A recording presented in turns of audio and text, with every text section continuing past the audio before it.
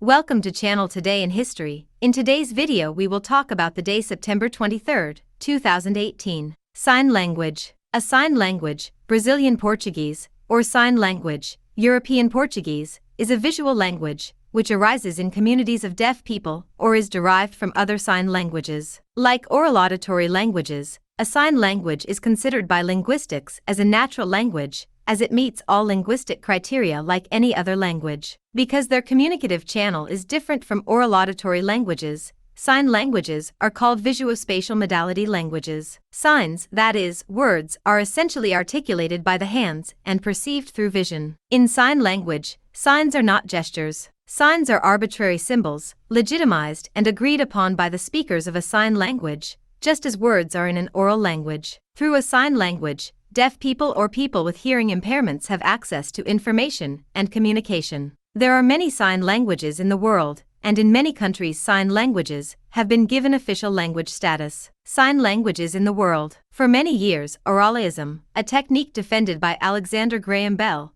was the only acceptable way to for communication with deaf people. The famous Milan Congress of 1880 had a negative impact on sign languages around the world. At this Congress, those present, influenced by Graham Bell's ideas, decided to ban sign language as a method of educating the deaf. Thus, the spoken language orally was imposed on deaf people, and it was decreed, without any scientific foundation, that oralism should be the only form of teaching. As a result, sign languages for over 100 years have been violently banned from school spaces. Even with the imposition of the Milan Congress, sign languages resisted. Over the years, many linguists have devoted themselves to studying different sign languages. The pioneer was the American linguist William Stokoe, called the father of the linguistics of signed languages. Stokoe, 1960, concluded that sign languages had linguistic aspects of a genuine language, in lexicon, syntax, and its ability to generate infinite sentences, and that they should be researched and studied by linguistics. Contrary to popular belief,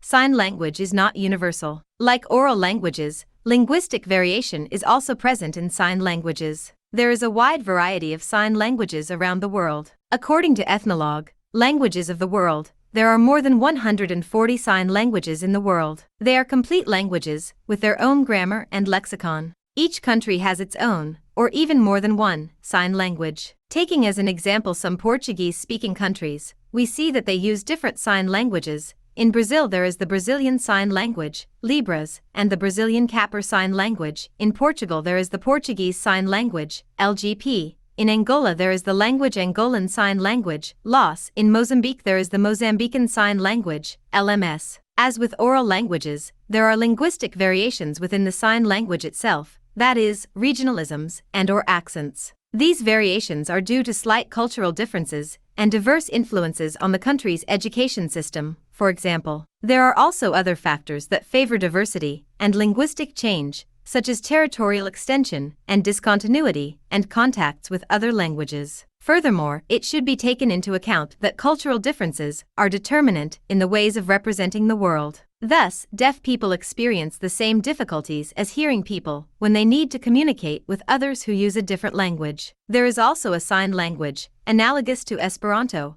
known as Gestin. Gestin, also known as International Sign Language, is an artificial language and is used in international conventions and competitions, aiming to establish international communication. It is not known when sign languages started. However, its origin possibly dates back to the same time, or to times prior to those in which oral languages were being developed. An interesting clue to this possibility, that sign languages developed earlier than oral languages, is the fact that the human infant develops the motor coordination of the limbs before becoming capable of coordinating the articulatory system. Sign languages are spontaneous creations of the human being and improve in exactly the same way as oral languages. No language is superior or inferior to another. Each language develops and expands according to the needs of its users. It is common for listeners to assume that sign languages are signed versions of oral languages. For example, many believe that Libras is the signed version of the Portuguese language in Brazil, that American Sign Language is the signed version of the English language, that Japanese Sign Language is the signed version of the Japanese language, and so on. However, although there are similarities or common aspects between sign languages,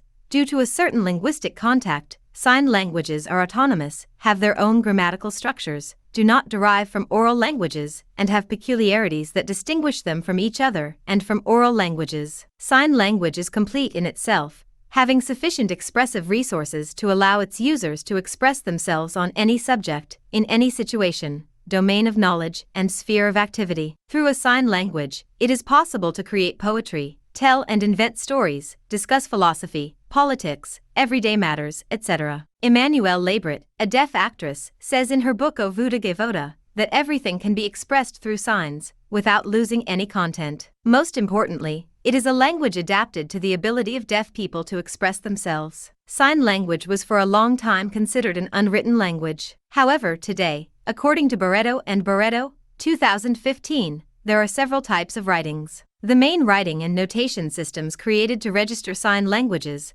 according to the authors, are Mimeography notation, published in 1822 by Roch-Ambrose Auguste Bibian; Stokey notation, published in 1960 by William Stokey. Its phonetic notation system was intended to attract the attention of linguists who were unaware of sign language and to serve as a transcription system for analyzing signs. Hamburg notation system, Hamnosis, phonetic notation system based on Stokey notation. Its first version was published in 1984 by the University of Hamburg, Germany.